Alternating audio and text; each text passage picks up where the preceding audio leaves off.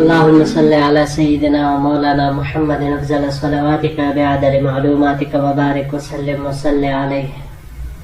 بسم اللہ الرحمن الرحیم. عزیز طلباء کرام، مختارات من ادب العرب سے بحمد اللہ تعالی آج ہمارا 69واں سبق ہے، اور جیسے کہ آپ حضرات کے علم میں ہے کہ کئی دروس سے جو مضمون ہمارا جاری ہے حدیث الناس، آج اس کا ایک اور درس آپ کی خدمت میں پیش ہوا چاہتا ہے. تو بڑھتے ہیں اپنے سبق کی طرف.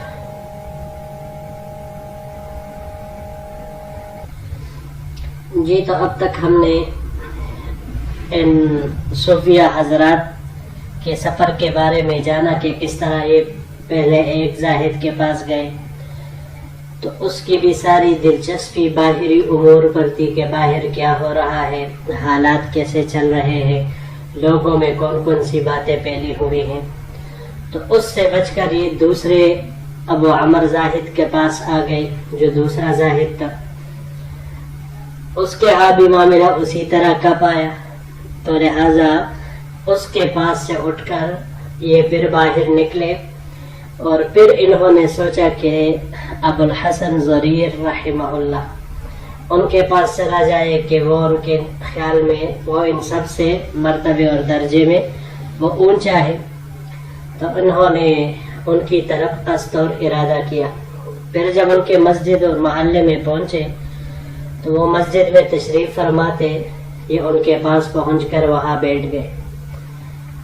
حضرت ابو الحسن ضریر نے جب ان کو دیکھا تو ان کا بہت ہی گرم جوشی کے ساتھ خوش آمدید کہا، ہر ایک سے ہاتھ ملایا، اپنے قریب کیا اور ان کے لیے دعائیں کی.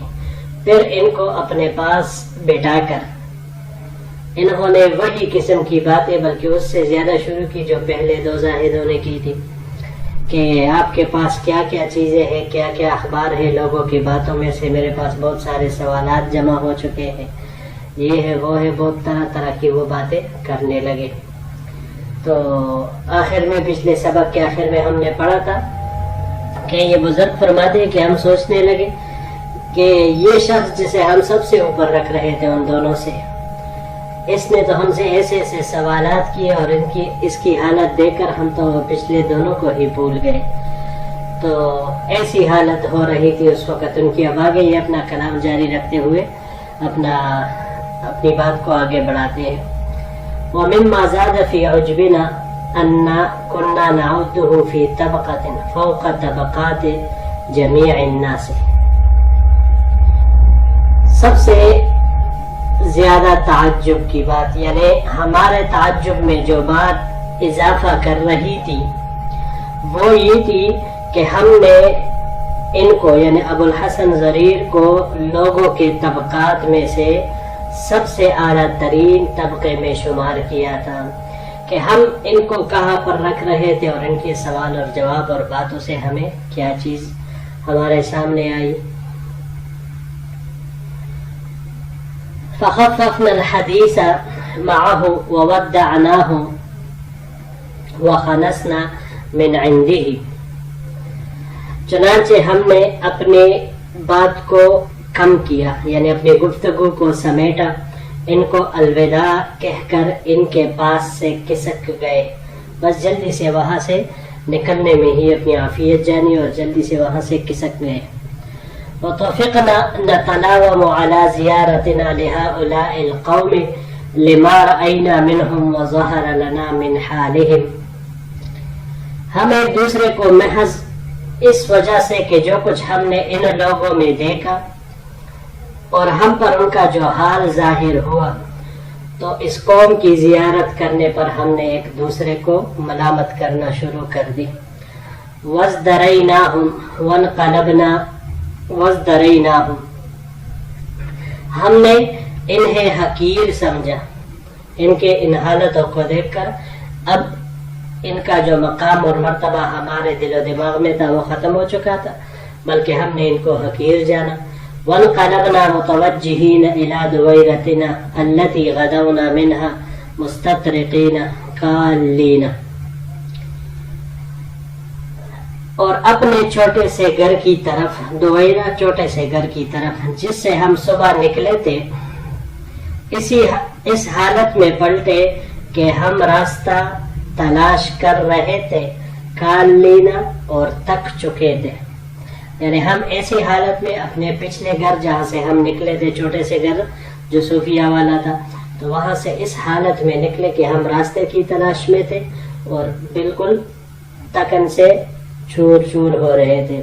فلقینا فی الطریق شیخا من الحکماء یقال له ابو الحسن العامری، تو ہم راستے میں حکماء کے ایک شیخ سے ملے جن کا نام ابو الحسن عامری تھا، یعنی جن کو ابو الحسن عامری کہا جاتا تھا. وَلَهُ كِتَابٌ فِي التَّصَوُّفِ، اور تصوف کے موضوع پر ان کا ایک کتاب ہے، قد شحنہ بعلمہ واشارتنا، جس کو انہوں نے ہمارے علم اور اشاروں سے بھر دیا ہے. وَكَانَ مِنَ الْجَوَّالِينَ الَّذِينَ لَقَّبُوا فِي الْبِلَادِ وَاطَّلَعُوا عَلَىٰ أَسْرَارِ اللَّهِ فِي الْعِبَادِ، وہ ان پھرنے والوں میں سے ہیں جو شہروں میں گھس جاتے ہیں اور لوگوں میں اللہ کے رازوں پر مطلع ہوتے ہیں. فقال لنا، تو ابو الحسن عامری نے ہمیں کہا، من این درجتم ومن قصدتم، تم کس طرف سے آ رہے ہو. شیخ ابو الحسن نے کہا، من این درجتم، تم کس طرف سے آ رہے ہو، ومن قصدتم، اور کہاں کا ارادہ رکھتے ہو، کس کا ارادہ رکھتے ہو. فاجلسناہ فی مسجد وعصبنا حولہ، ہم نے انہیں مسجد میں بٹھایا اور ان کے گرد گھیرا ڈال دیا. وقصصنا علیہ قصتنا من اولہا الی آخرہا، اور ہم نے ان سے اول سے آخر تک، ولم نحذف منہا حرفا، بغیر کوئی حرف حذف کیے اپنا سارا قصہ وہ سنا دیا. فقال لنا فی طی هذه الحال الطارئة، کہ ان مصائب کی حالات کے لپیٹ میں، انہوں نے کہا کہ ان موجودہ مصائب کے حالات کے لپیٹ میں. اس سے آگے کلام پھر اگلے سلائیڈ میں اس کے ساتھ انشاءاللہ العزیز ہم جوڑیں گے. جی یہاں پر یہ پہلا لفظ ہے خنسنا، خنسا.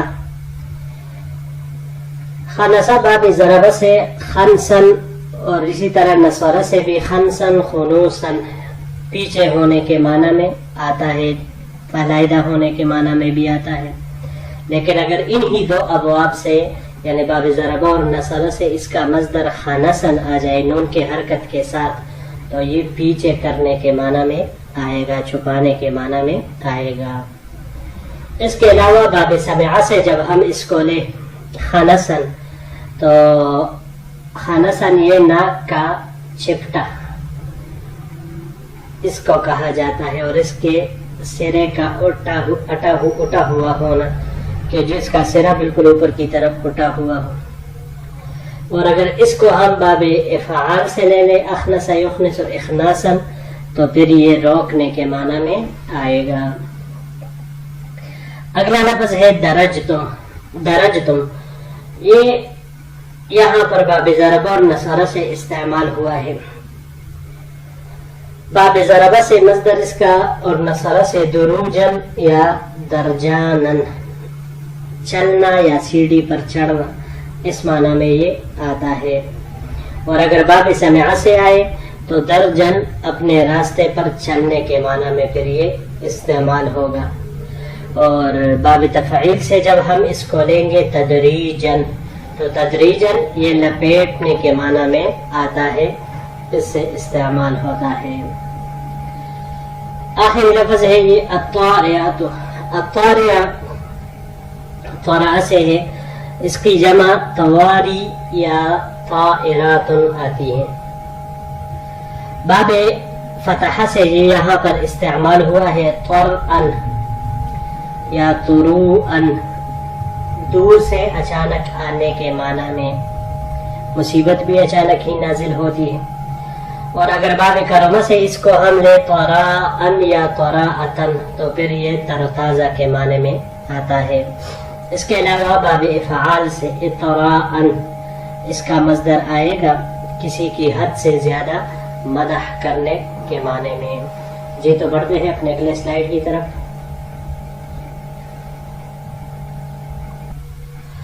جی تو اس کو ماقبل والے جملے کے ساتھ جوڑتے ہیں. فقال لنا في طي هذه الحال الطارئة غيب لا تقفون عليه وسر لا تهتدون إليه.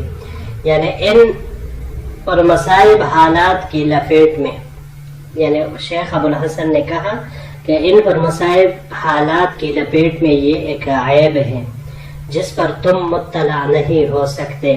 وَسِرٌ لَا تَهْتَدُونَ إِلَيْهِ، اور یہ ایک راز ہے جس کی طرف تم راستہ نہیں پا سکتے. وَإِنَّمَا غَرَّكُمْ ظَنُّكُمْ بِالزُّهَادِ وَقُلْتُمْ لَا يَنبَغِي أَن يَكُونَ الْخَبَرُ عَنْهُمْ كَالْخَبَرِ عَنِ الْعَامَّةِ. اس کے علاوہ اور کوئی بات نہیں کہ تمہیں پرہیزگاروں کے ساتھ تمہارے گمان نے دھوکہ دیا اور تم نے کہا کہ وہ خواص ہے. لأنهم الخاصة ومن الخاصة خاصة الخاصة، بلکہ خواص میں سے بھی اخص الخواص ہے. لأنهم بالله يلوذون وإياه يعبدون وعليه يتوكلون وإليه يرجعون ومن أجله يتهالكون وبه يتمالكون.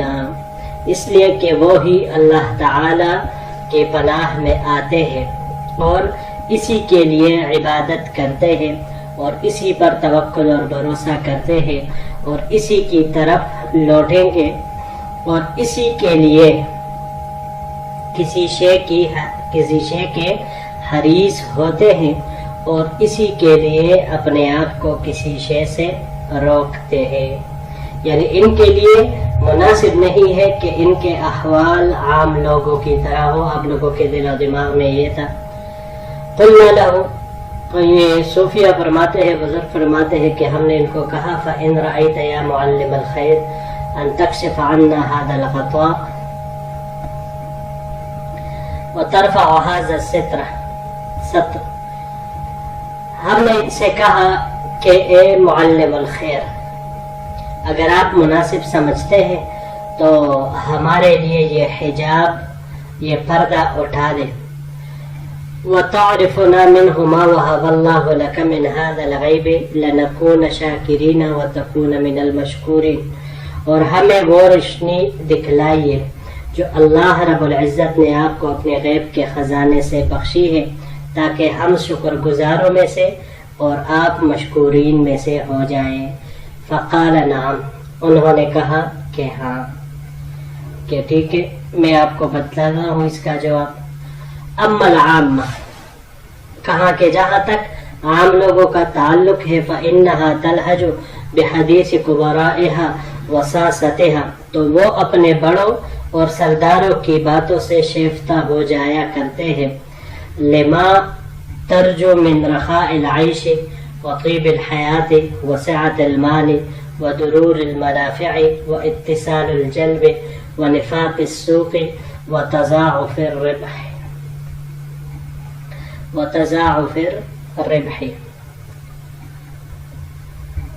اور یہ تب ہوتا ہے کہ جب وہ خوشحالی، آسودہ زندگی، مال و دولت کی فراوانی، منافع کے ہیر پیر، فائدے کا حصول، گرم بازاری اور دگنے منافع کی امیدیں باندھ لیتے ہیں. اچھا جی، یہاں پر یہ چند الفاظ ہیں. پہلا اس میں سے یلوذون. یلوذون یہ لوز، لوزہ، لوزن، لوازن، لوازن، لوازن، اس میں تینوں طرح کے لغات آ سکتے ہیں. پناہ گیر ہونا، پناہ میں آنا، اس معنی میں یہ استعمال ہوتا ہے.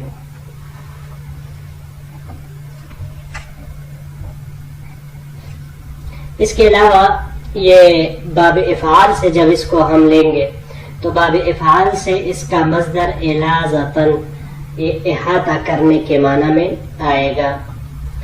اور باب مفاعلہ سے اس کا جو مصدر آتا ہے ملاوزتن، تو یہ بھی مخالفت کرنے کے معنی میں بھی آتا ہے اور پناہ میں آنے کے معنی میں بھی آتا ہے. اگلا لفظ ہے یتحالکون. حالکہ یہ باب ضربہ سے اور سمعہ سے حالاکن ہلکن ہلوکن پناہ ہونے کے معنی میں یہ تمام مصادر اس کے استعمال ہو سکتے ہیں اور فتح سے بھی یہی ان کا استعمال ممکن ہے. اور اگر باب تفاعل سے ہم نے جیسے یہاں پر یہ باب تفاعل سے استعمال ہوا ہے تحالک یتحالک تحالکن تو پھر بہت خواہش مند ہونے کے معنی میں یہ آتا ہے.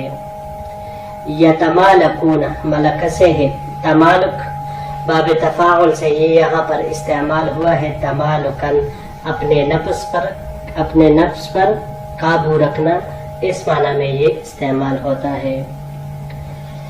اچھا جی اگلا لفظ ہے الغطا.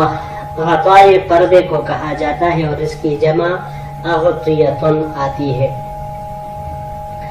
یہ باب نصر سے یہاں پر استعمال ہوا ہے. باب نصر سے غطون یا غطون دونوں طرح کے مصادر اس کے استعمال ہوتے ہیں.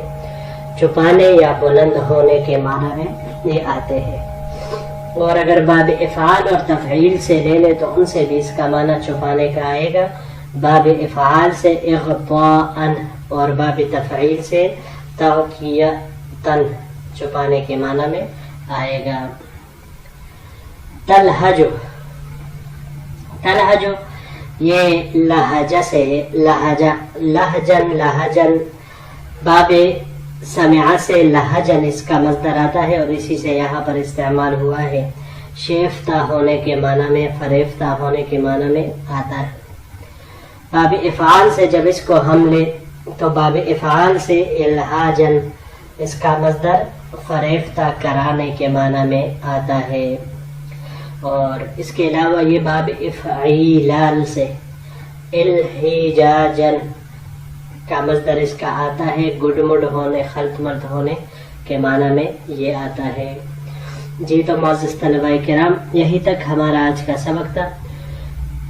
انشاءاللہ العزیز اگر زندگی رہی تو پھر اگلے درس کے ساتھ آپ کی خدمت میں حاضر ہوں گے. السلام علیکم ورحمۃ اللہ وبرکاتہ.